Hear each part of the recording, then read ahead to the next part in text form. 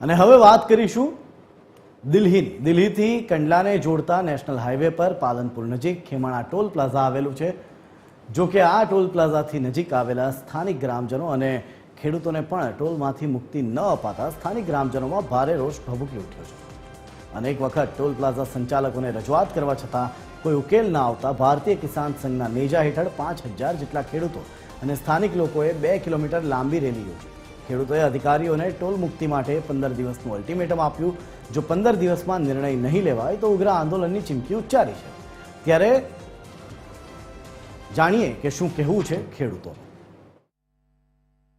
પાલનપુર તાલુકા અને અમીરગઢ તાલુકાના ખેડૂતોએ આમને જે ટોલ ટેક્સ અહીંયા આગળ લેવામાં આવે છે એમના માટે રેલી કરી છે અને એમને અમે આજથી 15 દિવસની ચીમકી આપી છે કે જો ટોલ ટેક્સ આજથી બંધ નહીં કરવામાં આવે તો અમે આવનારા સમયના અંદર આજે તો અમે 4 થી 5000 ખેડૂતો ભેગા થયા છે પણ આવનારા સમયના અંદર અમે ટોલ ટેક્સ બંધ કરીશું, રોડ બ્લોક કરીશું, એવા આંદોલનો પણ અમે કરીશું। અમારા અહીંના નજીકના ખેડૂતો જે પહેલાં ટોલ ટેક્સ ભરતા નહોતા અને અત્યારે આ લોકોએ આમની મનમાની કરીને અમારા જોડે જે ટોલ ટેક્સ ભરવાનું આ લોકોએ અમારા જોડે દબાણગીરી કરી છે એ તદ્દનતર ખોટી છે। અમે નિયમ વિરુદ્ધ જઈશું નહીં, જે પણ નિયમમાં હશે એ પ્રમાણે અમે કાર્યવાહી કરીશું। અહીંયાના ખેડૂતો શાકભાજી વાવે છે, દૂધનું વેચાણ કરવા માટે થઈને પાલનપુર જતા હોય છે ત્યારે એમને સતત અધિકારી શ્રી દ્વારા એમને હેરાન કરવામાં આવે છે। સર્વિસ રોડ માગીએ છીએ કે ભાઈ અમને અમારો સર્વિસ રોડ આપો, જે અમારો મૂળભૂત અધિકાર હતો। એટલે અમારી માગણી સર્વિસ રોડ માટેની છે અને જ્યાં સુધી અમને સર્વિસ રોડ ના મળે ત્યાં સુધી આજુબાજુના 20 કિલોમીટરના ખેડૂતોને અહીંયા ટોલ મુક્તિ આપવામાં આવે। તો ખેમાણા ટોલ પ્લાઝા પર ખેડૂતોનું આંદોલન એ માત્ર ટોલ ટેક્સની મુક્તિની માંગ નથી, પરંતુ સરકારી નિયમોના પાલન અને ગ્રામીણ વિસ્તારોના લોકોના હક્કોની લડાઈ છે।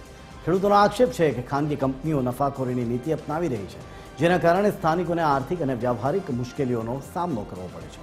આજનું આંદોલન એક શાંતિપૂર્ણ પ્રયાસ છે, પરંતુ જો સરકાર અને ટોલ સંચાલકો દ્વારા યોગ્ય પગલાં નહીં લેવાય તો આ લડાઈ વધુ ઉગ્ર બની શકે છે।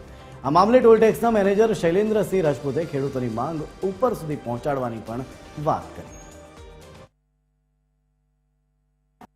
આજરોજ કિસાન વિકાસ સંઘ દ્વારા જે આંદોલન કરવામાં આવેલ હતું તેમાં અગાઉ પણ જેમ કે અમે જણાવેલ હતું અને અગાઉ પણ એમની માંગ અમે હાયર મેનેજમેન્ટ સુધી પહોંચાડેલ હતી અને આજે પણ જે એમની માંગ છે એ અમે હાયર મેનેજમેન્ટ સુધી પહોંચાડીશું અને national highway authority of India દ્વારા જે કોઈ પણ નિર્ણય લેવામાં આવશે એ સૌને માન્ય ગણાશે। દરેક 20 કિલોમીટરમાં રહેતા દરેક ગામના વસવાટ કરતા વિલેજર્સને 350 રૂપિયાનો લોકલ મંથલી પાસ જે છે એ એમને આપવામાં આવે છે। 350 રૂપિયા માસિક પાસ છે જે એમના ફાસ્ટેગની અંદર રિચાર્જ કરી આપવામાં આવતું હોય છે।